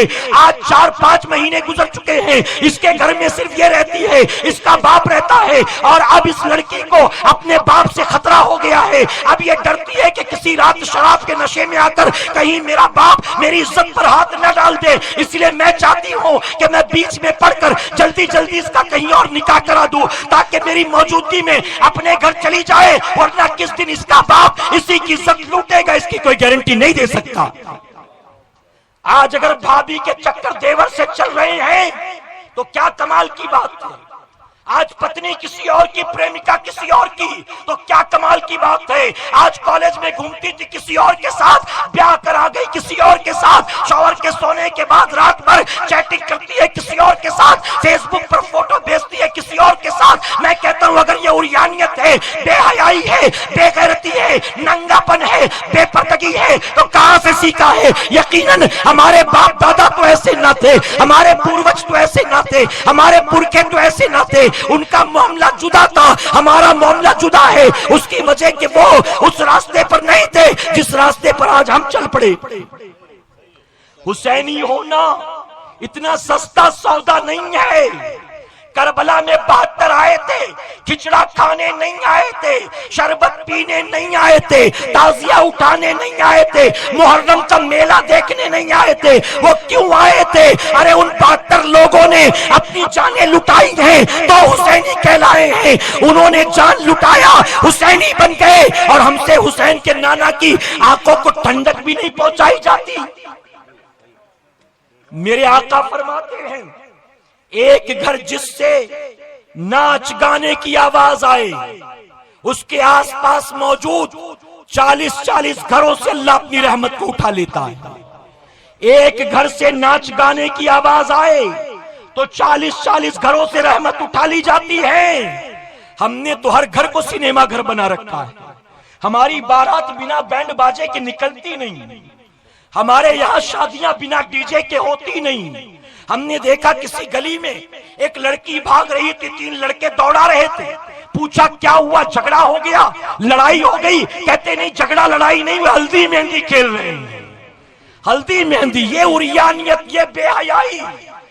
کہیں ہلدی کے نام پر وہ ننگا پن, کہیں مہندی کے نام پر, کہیں پانی لے کر دوڑا رہے ہیں, کہیں انڈا لے کر دوڑا رہے ہیں. میں کہتا ہوں حسین قیامت میں ہمارا گریبان پکڑ کر پوچھیں گے, مجھ سے محبتوں کے دعوے کرتے تھے, علی اصغر کی جان میں نے کیوں لٹائی تھی, میرے بھائی عباس نے بازو کیوں کٹایا تھا, ننھی سکینہ نے پیاس کیوں برداشت کی تھی, نوجوان علی اکبر و قاسم کی جوانی کربلا میں کیوں لٹی تھی, تاکہ تم ڈی جے لگا سکو, تاکہ تم ڈول گاجا باجا کر سکو, تاکہ تم بارات میں ناچ سکو, تاکہ تم شراب پی سکو, تاکہ تم جوئے کھیل سکو, تاکہ تم گانے سن سکو. میں کہتا ہوں سنیوں, صرف زبانی دعوے سے کام نہیں چلے گا. حسینی ہو تو طے کر لو, آج کے بعد یزیدیت سے نفرت کریں گے, حسینیت پر زندگی قربان کر دیں گے. سبحان اللہ, سبحان اللہ, نعرہ تکبیر, نعرہ رسالت، ذکر شہدائے کربلا، نعرہ تکبیر، نعرہ رسالت. میں سبحان اللہ. امید کرتا ہوں میری بات سمجھ میں آئی ہوگی. آئی ہے؟ بند کر دو بارات میں ڈی جے لگانا. کہے انشاءاللہ. کوئی لگاتا ہے لگائے، پرواہ نہیں. لوگ کہتے ہیں یار شادی ہو رہی ہے ناچ گانا نہیں ہوگا، کوئی غم تھوڑی نہ ہے، کوئی میت تھوڑی نہ ہوگی، اتنا شوق کا ماحول ہے. میں کہتا ہوں خوشی کا اظہار کیا ڈی جے سے ہی ہوا کرتا ہے؟ خوشی کا اظہار کیا ناچ گانے اور اللہ رسول کی نافرمانی سے ہوتا ہے؟ ارے تمہیں خوشی کا اظہار کرنا ہے 3 دن گھر میں ڈی جے نہ بجاؤ، علماء کو بلا کر 3 دن گھر میں میلاد کی محفل سجایا کرو. اور یاد رکھنا ڈی جے بجاؤ گے تمہاری شادیوں میں شیطان شامل ہوں گے، نبی کی نعتیں سناؤ گے تمہارے گھر میں اللہ کے فرشتے اتریں گے. اللہ اپنے حبیب کے صدقے ہمیں آپ کو سب کو کہنے سننے سے زیادہ عمل کی توفیق عطا فرمائے. بہت وقت زیادہ ہو گیا اس لیے میں گفتگو کو یہی مکمل کرتا ہوں اس نیت کے ساتھ جو کچھ میں نے کہا اللہ رب العزت اس پر سب سے پہلے مجھے، اس کے بعد آپ سب کو عمل کرنے کی توفیق عطا فرمائے.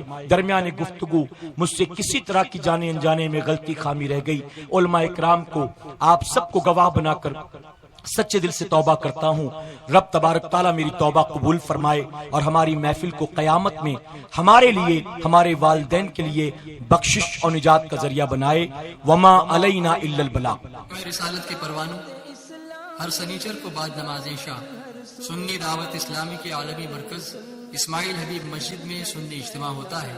آپ حضرات پابندی کے ساتھ اس میں شرکت فرمائیں. سنی دعوت اسلامی کی ویب سائٹ سنی دعوت اسلامی .net پر وزٹ کریں اور بہت ساری دینی معلومات حاصل کریں.